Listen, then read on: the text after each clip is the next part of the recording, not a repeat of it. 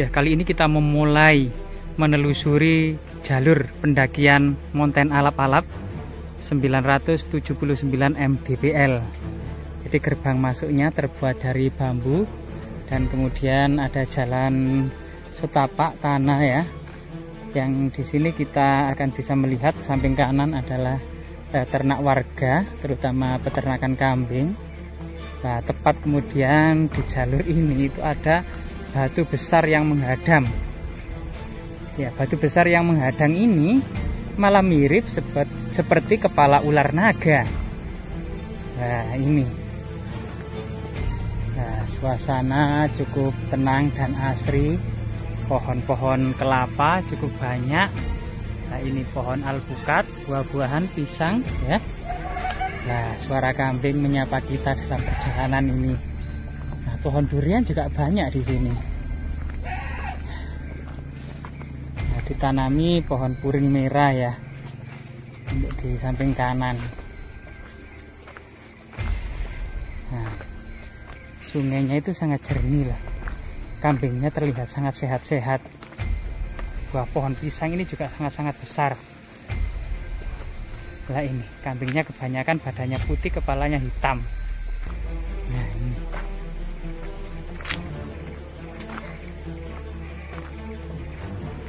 Nah, pohon cemara raksasa atau pohon pinus raksasa ini sudah menyapa kita ya. Sehingga kemudian suasana hijau asri, abadi. Ternyata di jalur ini juga banyak batu-batu besar. Nah, ini burung-burung banyak sekali berterbangan. Suara serangga ini kalau nggak salah ya. Nah, di bawah itu ada sungai dan pohon besar. Nah, ini jembatannya kokoh, terbuat dari kayu. Nah, ini ada batu besar. Pohon pisang juga tumbuh subur di area ini. Pohon-pohon bambu banyak sekali. Dan kita menelusuri sepanjang sungai kecil yang terus mengalir meskipun puncak musim kemarau, karena air ini berasal dari sumber-sumber mata air ya yang ada di atas. Pohon bambu di sini ternyata sangat besar sekali. Lah, ada jembatan kayu lagi. Kita memasuki area camp Dawan Campsite. Cuman hari ini terlihat masih sepi ya. Nah, ini.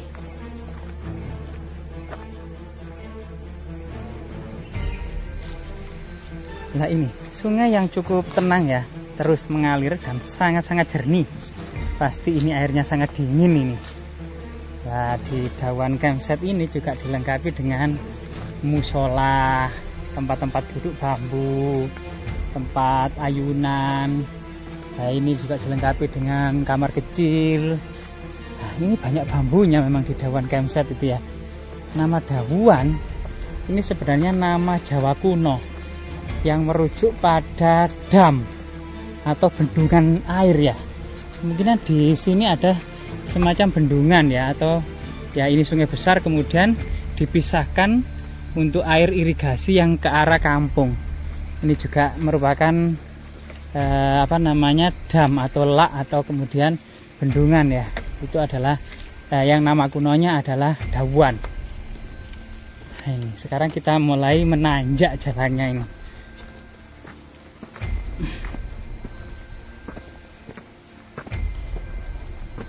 Sebenarnya sih, selain kemudian menikmati keindahan alam pendakian Monten Alap-Alap ini, ya termasuk kemudian menghirup oksigen murni sambil melihat bagaimana kemudian kehidupan flora dan fauna yang beraneka ragam ini ya. Kita juga sebenarnya sambil mencari orang-orang kerdil yang berekor. Nah, ini. Kalau orang Kalimantan atau Melayu atau Malaysia atau Sumatera menyebut orang-orang bunian, penghuni pedalaman hutan. Kalau sebenarnya masyarakat Jawa Timur terutama atau masyarakat desa di sini Ini sebenarnya dengan sosok ciri-ciri yang sama, yaitu orang-orang kerdil. Terkadang juga ada penyebutan yang berekor. Kemudian apa namanya? Tidak memiliki filtrum atau garis cekungan antara hidung dan bibir atas, ini tidak memiliki. Nah, ini sudah familiar di tengah-tengah masyarakat desa ini. Nah, dia yang dikenal dengan uwil.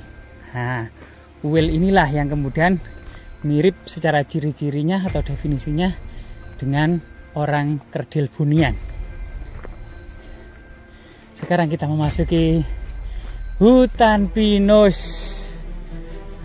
Mulai ngos-ngosan ini. Ini ada pinus yang getahnya ini diambil atau dideres ya. Nah, seperti ini. Aduh, suasananya cukup indah, sejuk sekali dan sangat tenang. Nah, kita sudah mendapati beberapa kupu-kupu coklat yang kemudian ada banyak sekali bunga-bunga pinus ya yang berguguran, serta ada daun-daunnya yang seperti rambut tapi warnanya coklat ini.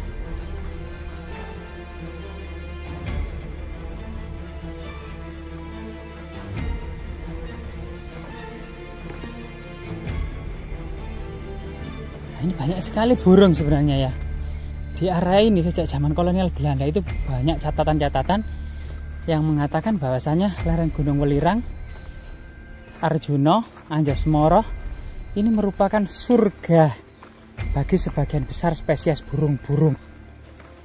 Bahkan burung-burung besar ya, seperti elang Jawa, atau ada yang menyebutnya bido, ada yang menyebutnya alap-alap, ada yang menyebutnya Garuda. Ini ternyata banyak. Kalau jam-jam segini di atas puncak bukit-bukit tertentu, ini burung alap-alap ini cenderung berputar-putar ya, mencari mangsa. Biasanya makan burung-burung kecil atau ular-ular kecil atau hewan-hewan kecil lainnya seperti tupai, tikus, nah ini atau serangga mungkin ya. Tapi kebanyakan yang dimakan adalah burung tupai dan ular. Nah ini. Nah, setelah kemudian melewati hutan pinus, ternyata kita bertemu dengan jalan makadam.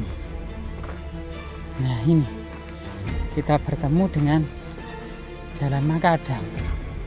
Kemungkinan memang jalur ini pernah digunakan untuk pengangkutan pohon-pohon pinus ya, karena memang kita melewati hutan produksi, yaitu pinus, atau juga untuk mengambil getah pinus ya, kendaraan-kendaraan tersebut. Nah itu kita disapa dengan anak panah berwarna oranye menuju arah puncak. Nah di sini kita juga sudah disapa orang-orang para pencari rumput ya. Monggo.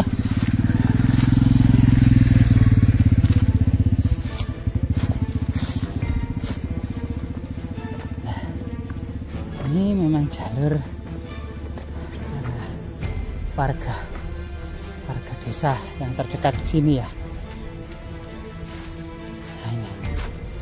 Ternyata di pagi hari yang cerah ini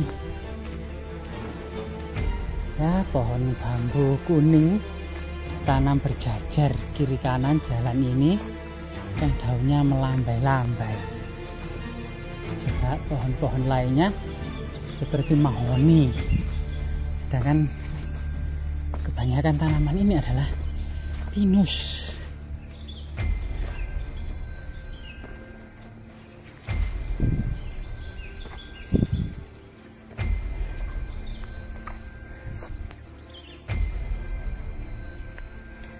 Jadi menurut cerita tutur yang berkembang di masyarakat, orang-orang Bunian atau Uwil ini, atau sebenarnya mungkin makhluk yang lainnya ya, atau hewan-hewan tertentu yang ada di hutan, kita juga kurang tahu. Nanti kita mencoba membuktikan yang biasanya pada siang hari itu banyak sekali, terutama di area puncak Mountain Alap-Alap ya, 979 mdpl. Coba nanti kita terus mengeksplor. Banyak sekali ya bunga-bunga pohon pinus yang berserakan di sepanjang jalan ini. Suara serangga di sini sudah mulai menghilang ya, digantikan suara burung-burung yang banyak ini. Nah ini yang rame ini kelihatannya burung kutilang ini yang rame ini. Biasanya sekawanan burung kutilang itu ada yang 2, bahkan sampai 12 lebih kadangan. Kalau di depan itu kelihatannya itu tanaman itu apa itu ya? Nah, yang tentunya untuk masakan ini ya, semacam lengkuas-lengkuasan, jahe-jahean, lempuyang, bangle. Namun ini itu kelihatannya apa ini ya, kayak lengkuas ini.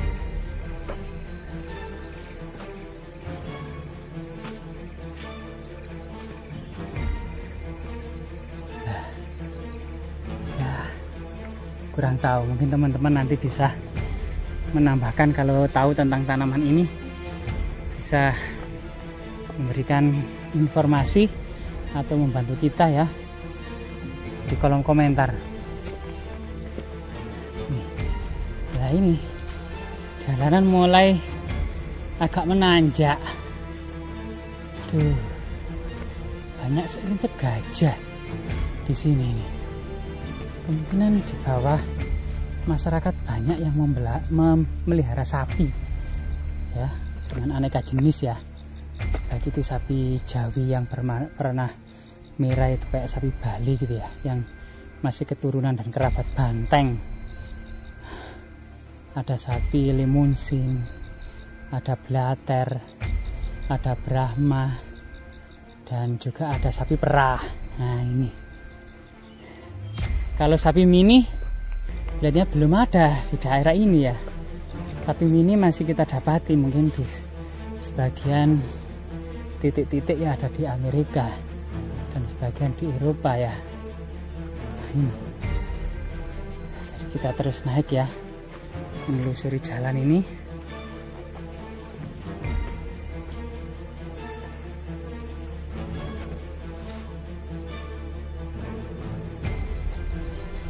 Lah, sebentar lagi kita sampai pos 1.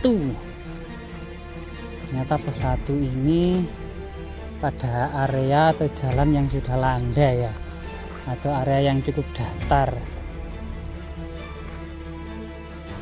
Jadi ini juga masih suasana yang segar dan sejuk di bawah naungan hutan pinus. Nah itu di bawah itu ada sungai kecil yang airnya terdengar gemericik. Nah ini ada rumpun bambu, kelihatannya bambu petung ini. Nah ini bambu petung yang sangat besar ini dan sangat indah sekali. Oh, adem ya di sini ini, bener-bener kayak falsafah orang Jawa, keademan, keayeman. Nah, kita sudah sampai pos 1 Mountain Alap-Alap dengan suasana adem dan ayem, penuh dengan keademan dan keayeman. Kita tidak perlu duduk-duduk di pos 1 lah. Kita lanjutkan aja perjalanan kita. Ya.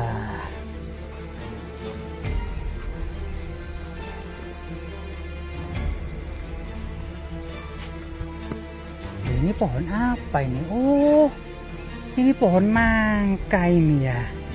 Nangka besar ini. Biasanya itu pohon nangka sebesar ini tuh, kalau zaman dulu itu pohon nangka biasanya dibuat gendang atau ukir-ukiran ya. Aduh, suasananya rek adem sekali, nyaman ini. Maka tidak salah ya, beberapa di hutan kita temukan jejak fragmen tembikar, fragmen keramik Tiongkok, fragmen pipisan batu. Ternyata memang kemungkinan dahulunya juga ada aktivitas-aktivitas para pertapa di era kerajaan Majapahit. Karena lokasi ini banyak sekali sumber mata air. Jadi kita terus melanjutkan perjalanan kita setelah sudah sampai di pos 1. Nah, itu ada batu aneh ini, berlubang-berlubang. Nah, ini kayaknya ada jejak peradaban kuno, atau mungkin juga batu basal saja ya. Itu batuan vulkanik purba. Selain kemudian tanaman pinus ya, juga banyak tanaman sabsi ya. Kemudian pohon pisang juga banyak dan tumbuh subur. Lah ini teman-teman, nah yang agak semak ini, yang belum begitu besar ini namanya kemado atau daun penyengat. Nah, daun penyengat. Nah, pohon pakai sayur juga lumayan banyak itu. Nah, pakai sayur juga banyak. Nah, jalannya naik lagi nih. Jadi kalau naik-naik seperti ini nih, kembali ngos-ngosan lagi. Nah, ini ada batu lagi nih. Apakah mungkin batu dakon, batu gurit, batu lumpang, atau mungkin menhir ya? Nah ini, nah batunya ini tertutup oleh daun-daun pinus yang berjatuhan sehingga kayak menjadi rambutnya. Ini batu raksasa berambut nih. Nah, ini ada bukit yang terjal sampai sana. Bukit yang sangat misterius ya. Namun itu hijau-hijau itu ternyata kelihatannya itu tanaman paku-pakuan atau pakai sayur. Dan pohon pisang itu cukup banyak di sini, kiri kanan banyak dan tumbuh subur loh. Tapi kurang rapat ya. Mungkin kalau kiri jalan ini ditanami pohon pisang ini, wah semakin sejuk dan monyet-monyet kerasan ini kalau banyak tanaman pisang. Loh. Sampai lagi, sebentar lagi setelah tanjakan ini kelihatannya jalan mulai agak datar lagi. Nah ini jalan makadam ya, luas ya, jalan warga ya, kendaraannya. Untuk biasanya memang mengambil rumput ini, kelihatannya rumput gajah ini. Kok dinamakan rumput gajah ya? Lah ini rumputnya, lah mana gajahnya? Hah, mana gajahnya ini? Nah itu hanya nama saja ya pemirsa, itu hanya nama saja, namanya rumput gajah. Mungkin sebuah ungkapan atau sanepan, karena rumput ini rumput yang lebih besar daripada kebanyakan rumput lainnya. Karena besar inilah kemungkinan lebih dinamakan atau asal usul dari gajah, atau juga merupakan rumput kegemaran yang paling doyan atau yang paling disukai oleh sekawanan gajah. Nah ini juga bisa jadi. Namun saat ini hutan-hutan yang ada di Jawa itu sudah tidak kita dapati gajah.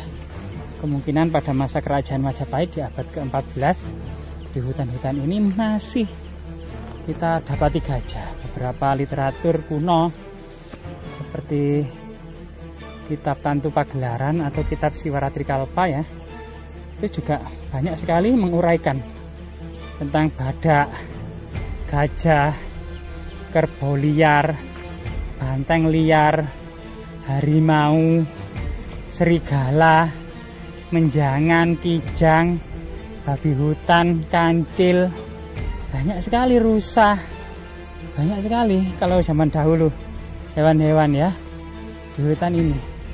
Saat ini memang perluasan populasi manusia yang cukup banyak ya, sehingga kemudian apalagi pada era kolonial ya, orang-orang Eropa, mereka para company ini atau orang-orang Belanda ini salah satu hobinya itu adalah memburu hewan liar. Banyak foto-fotonya ya, itu ada harimau, ada gajah, ada banteng, nah ini ada badak. Lah, itu apa itu teman-teman? Itu dibalik semak belukar. Nah, itu seperti badak. Lah, teman-teman, apa ini? Oh, ternyata itu batu besar, the Great Megalithic. Nah, dan ternyata batu ini terpecah menjadi dua atau batu belah teman-teman ya, batu belah. Nah ini kemungkinan ini juga jejak-jejak purba atau jejak-jejak masyarakat prasejarah ya, batu belah atau batu pecah yang dahulu diduga pada masa kuno untuk memecahkan segala persoalan. Nah, sekarang jalanan berkelok ke kanan. Jadi tadi itu arah selatan. Nah, sekarang jalanan ini berkelok ke arah barat. Nah, ini ada tanaman-tanaman yang menurut masyarakat ini tanaman semak yang ada di depan kita ya, yang lagi melambai-lambai itu terterpa angin ini. Ini namanya daun telek-telekan. Nah, daun telek-telekan. Karena nama ini diambil dari aroma atau bau dari daun ini. Ternyata daun ini baunya itu sangat menyengat dan nggak enak baunya, sehingga kemudian masyarakat selalu lebih mengenalnya dengan tanaman telek-telekan. Nah, sekarang jalanan agak landai. Samping kanan semak-semak rumput gajah. Nah, samping kiri daun paitan dan daun telek-telekan. Lah, ini ada sesuatu yang menarik teman-teman. Lah, ini kelihatannya ini saudara dari suwek-suwekan ini. Nah, ini runcing sekali nih, dan tinggi sekali nih teman-teman. Dan pohonnya itu warnanya putih bercak-bercak hitam ya, seperti kulit ular, sehingga kemudian sebagian masyarakat dahulu itu pernah mengatakan kalau ini adalah makanan ular. Nah, jadi kita setelah sampai di dataran ini ya, jalanan juga cukup lebar. Nah, kita nanti lanjutkan ke Pak 2 ya.